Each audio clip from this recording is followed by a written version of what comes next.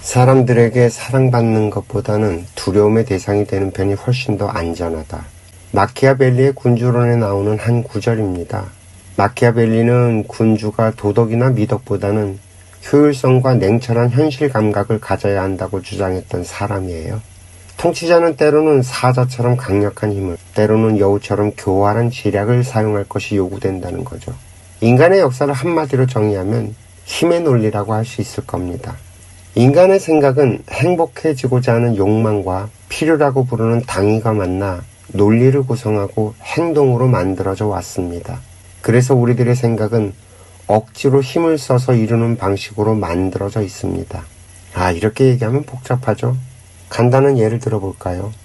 우리 인간이 말을 하는 이유는 의사소통이 주류를 이룹니다. 맞나요?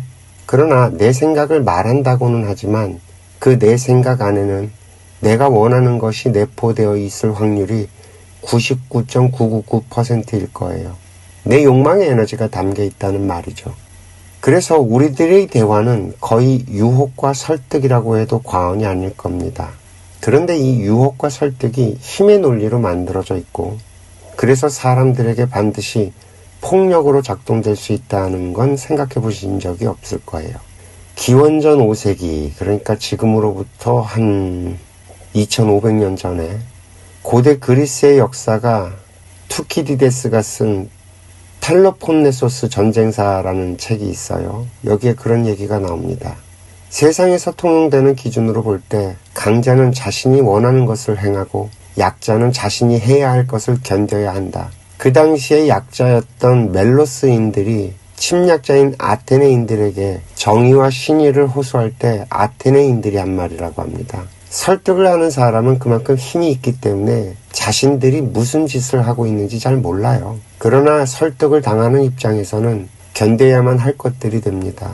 지금 이 세상에 쏟아져 나오는 무수히 많은 광고들을 보면서 우리는 견디며 살아내야 합니다. 왜냐하면 광고는 바로 이 유혹과 설득으로 만들어져 있으니까요. 엄마의 잔소리 역시 유혹과 설득으로 점철되어 있습니다. 아이들은 그것을 견뎌야만 합니다. 제 이야기가 너무 과장된 것 같다고요. 현재 이 지구별에서 만든 말하기 기술, 스피치 강의 대부분은 유혹과 설득의 기술입니다. 그리고 우리의 사회생활은 이것을 잘하는 사람들이 소위 성공이라는 것을 한다고 말을 하죠. 올해의 보험왕, 올해의 판매왕, 올해의 실적왕, 올해의 진급자 등 세상의 시스템은 설득과 유혹에 능한 사람을 우대합니다. 그러니 사회생활을 하는 사람은 누구나 어떻게 하면 상대를 잘 설득할 수 있을까? 어떻게 소비자들을 설득할 수 있을까? 어떻게 해야 매혹적이지? 하는 것들에 집착을 합니다. 협상의 기술, 심리의 전술, 논리적 말하기 등 모든 커뮤니케이션 강의 최종 목표는 상대를 내 편으로 만들거나 내가 원하는 방향으로 이끄는 설득력을 키우는 것입니다. 그리고 우리는 현재 말하기 훈련 프로젝트를 30일째 진행하고 있습니다. 그리고 여기에서 저는 한 가지 이 세상의 논리와 정반대되는 이야기를 하려고 합니다. 설득하지 마라.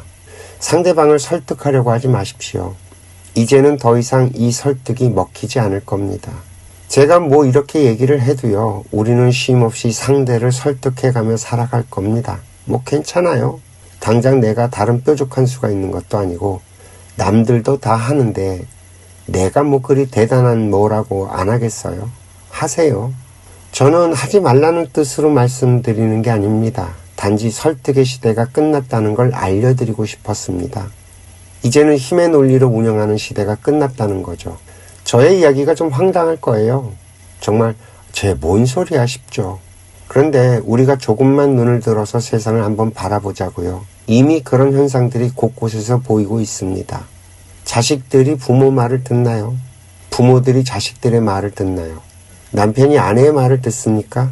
아내가 남편의 말을 듣습니까? 우리가 그래도 가장 안심하고 사는 가정에서조차 서로의 말에 귀를 기울이지 않는데 과연 세상 사람들의 말은 들을까요? 그동안 우리가 살아온 세상은 힘의 논리로 작동되던 시대였기 때문에 그것에 익숙해진 우리들은 그 계속된 관성의 힘으로 그렇게 살아가고 있습니다만 언제부터인지 모르지만 서서히 우리들의 이 습관적인 행동이 더 이상 먹혀 들어가지 않는 것을 보게 됩니다. 이것은 분명한 이유가 있는 현상입니다. 그리고 미래의 일이기도 하죠. 더 이상 설득이 통하지 않는 이유는 이 지식과 정보의 평준화에 있습니다.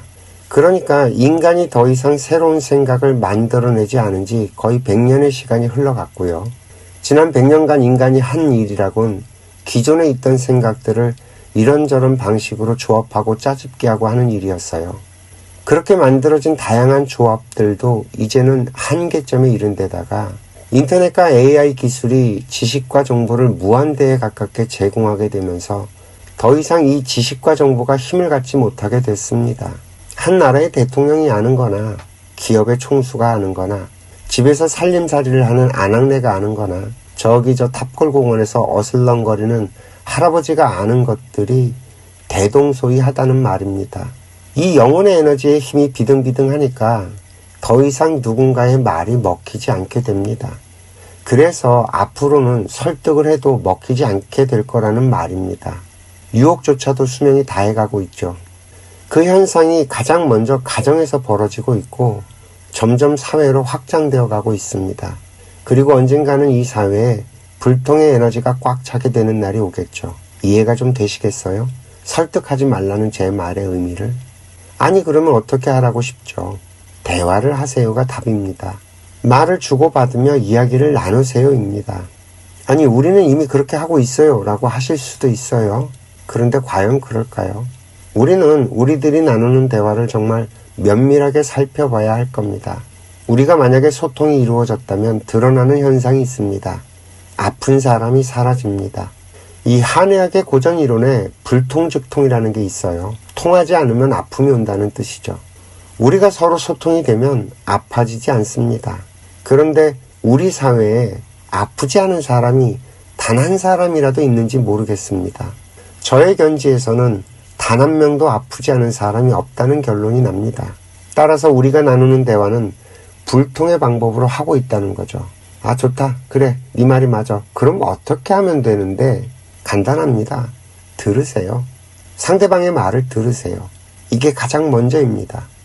우리들은 내 앞에 있는 상대방을 잘 모릅니다.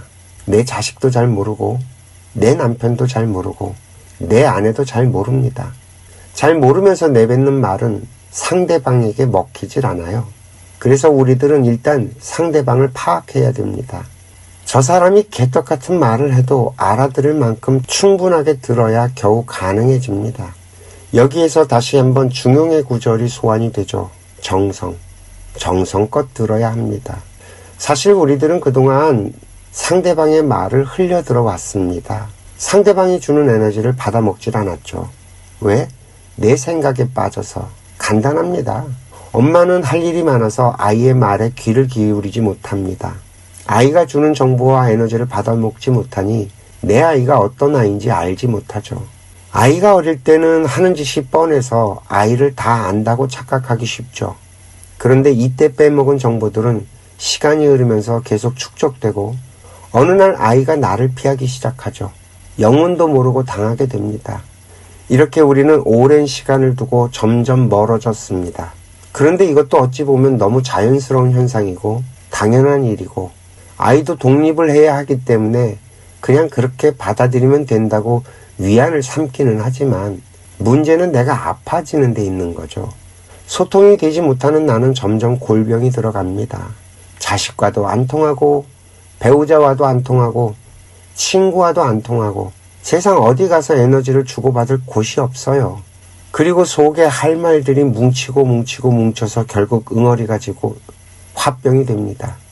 가슴에 응어리진 화는 심장을 불태워서 피가 끓게 만들죠. 부글부글 끓어오른 피는 밤이 되면 잠이 들어야 하는데 식질 못하고 계속 돌아다니기만 합니다. 당연히 잠이 들지 못하죠. 가슴이 두근두근거리기 시작하고 피로가 쌓여서 만성피로에 시달리고 간의 기능도 점차 저하가 됩니다. 이쯤 되면 소화가 안 되기 시작을 하고요.